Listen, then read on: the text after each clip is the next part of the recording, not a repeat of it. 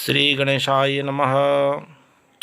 हाँ तो छात्रों, हम निरुक्त उपस्थिति कक्षा 8 तक भाग 8 तक पढ़ाई हो चुकी है। आज हम लोग निरुक्त प्रथम अध्याय द्वितीय पाद में उपस्थिति कक्षा 9 का अध्ययन हम लोग प्रारंभ कर रहे हैं। तो इस निरुक्त प्रथम अध्याय में पदचतुष्टय के अंतर्गत निपात का अध्ययन हम लोग कर रहे थे कि कौन सा निपात क्या है, किस अर्थ में, पाद पूर्ति में या अर्थोपसंग्रह में कौन सा निपात का प्रयोग कहाँ होता है। उसी क्रम में अब हम लोग अर्थोपसंग्रह निपाता अध्ययन करेंगे। तो अर्थोपसंग्रह जो निपात है स एव कर्मोपसंग्रह एव उच्यन्ते। जो अर्थोपसंग्रह निपात है वही कर्मोपसंग्रह भी निपात है।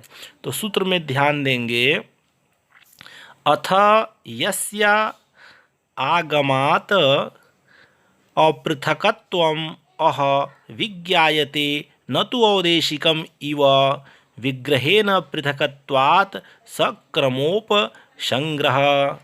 ऐसा ऊपर के पंक्ति में ऐसा मूल पाठ है। पाठ में ध्यान रखें, अध्ययन करें। सक्रमोपसंग्रह भवतीति शेषः, अर्थात अर्थोपसंग्रह को ही कर्मोपसंग्रह कहते हैं।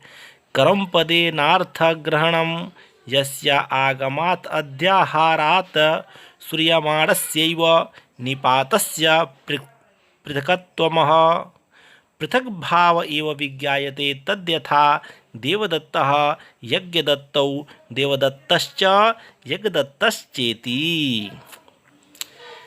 यस्य आगमात् अश्रूयमाणस्यैव, जस्य निपातस्य अध्याहारात्, जिस अश्रूयमाण निपात के अध्याहार से पृथकत्व अह वस्तु के पृथकत्व का ही विज्ञायते बोध होता है, न तो औदेशिकम इव, परंतु वह देवदत्त यज्ञदत्त आदि उपदिष्ट वस्तु की तरह स्वतंत्र नहीं होते।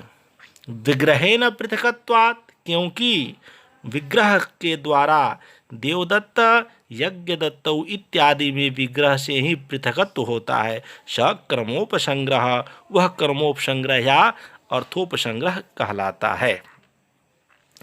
अब इसी क्रम में आगे पंक्ति में ध्यान देंगे, च इति समुच्चार्थ उभाभ्याम संप्रयुज्यते, अहम च त्वम च वृत्रहन इति।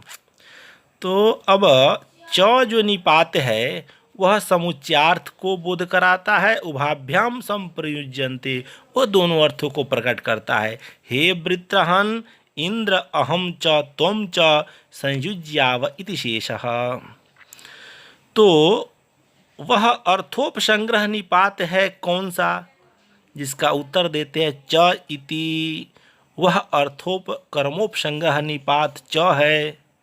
समुच्चार्थ अर्थात वह समुच्च अर्थ में आता है। समुच्चय का अर्थ राशिकरण एक जगह अन्वय कर देना। वह च निपात उभाभ्याम संप्रयुज्यन्ते, दोनों पदों में संपृक्त संयुक्त रहता है। जैसे दोनों पदों में कैसे संपृक्त रहता है, उभाभ्याम संप्रयुज्यते, अर्थात अहम च त्वम च, अहम में भी है उसकी वृत्ति च का और त्वम में भी है, त्वम च वृत्रहन। च का अहम और त्वम दोनों में दोनों पदों में संबंध है। तो यह च निपात जो है वह समुच्चार्थ उभाभ्याम संप्रयुज्यन्ते। अगली पंक्ति है, एतस्मिन्नेवार्थे देवेभ्यश्च पितृभ्य आ इत्यकारः। तो अथाप्यकारः एतस्मिन्नेवार्थे समुच्चार्थे देवेभ्यश्च पितृभ्य आ इति। अब जो है, जो हम लोग च निपात पढ़े हैं, ठीक उसी तरह एतस्मिन्नेवार्थे, इसी अर्थ में, देवेभ्यश्च पितृभ्य आ इत्यकारः। एतस्मिन्नेव अर्थे, इसी समुच्चय अर्थ में, देवेभ्यश्च पितृभ्य आ इति आकारः। अर्थात जिस तरह च निपात समुच्चय अर्थ का बोध कराया है, उसी प्रकार इस मंत्र में आ यह निपात आता है, अर्थात च के सादृश ही अ यह भी निपात समुच्चार्थक ही है।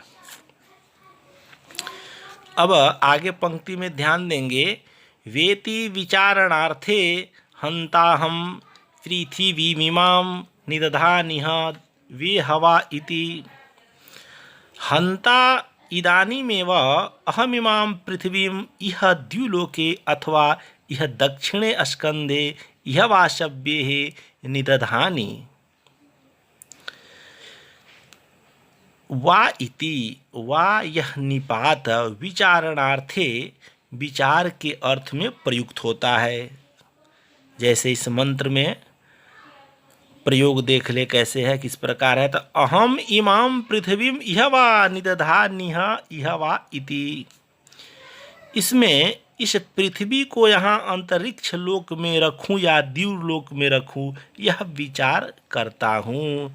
इस मंत्र में वायः विचारणे अर्थ में आया है।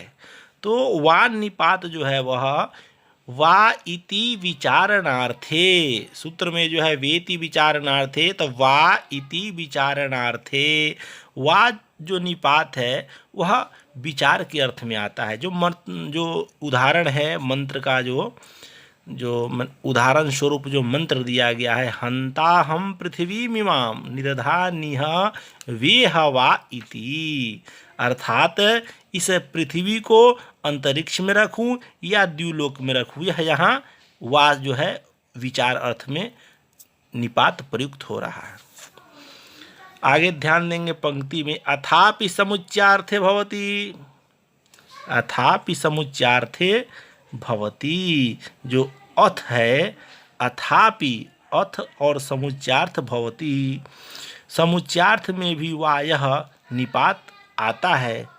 जैसे उदाहरण के लिए यहाँ मंत्र है, वायुर्वा त्वा मनुर्वा त्वा इति, वेति मंत्रे समुच्चार्थे भवति वायुर्वा त्वा मनुर्वा त्वा गंधर्वा सप्तविंशति हे अश्ववायुश्च त्वां मनुश्च त्वां गंधर्वा एते हे सप्तविंशति प्रयुज्यन्ति तस्मिन् रथे।